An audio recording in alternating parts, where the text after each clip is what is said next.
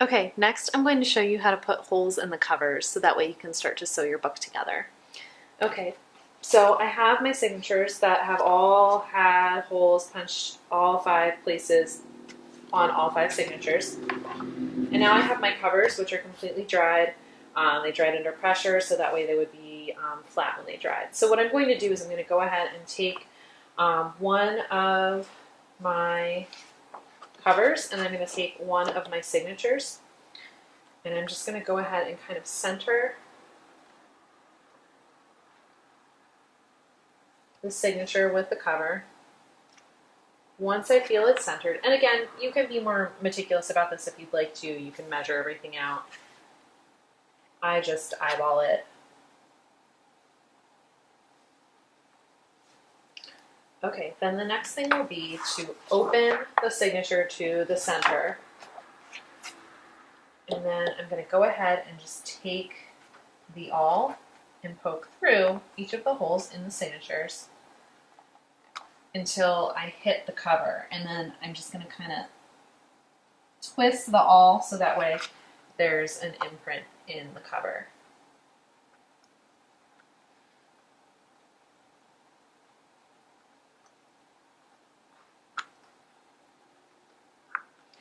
Once I remove the signature, I'm going to replace the awl back to each of the 5 points.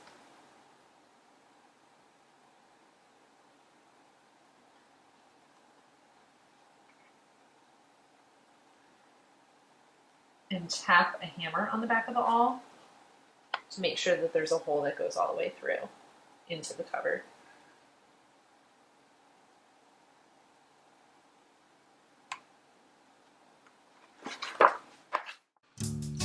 After you've placed a mark by each of the holes in the signature in the cover, you should go back, take a hammer, and just tap the holes in. This way they'll be wide enough for the needle to easily pass through. Make sure that you're hammering over something that will protect the table underneath. So I just have that chipboard underneath, and that will help to protect the table while I hammer the holes so they go through. Sometimes what I'll do is I'll just go back through the front and just twist the awl in a little bit further just to make sure the holes are wide enough. Always make sure that your finger is not where the awl is punching through. You don't want to punch a hole in your finger. The awl is sharp and it does hurt. Okay. All right, now that we have one cover done, what I can do is go ahead and put it flush with the other cover. I can even take a rubber band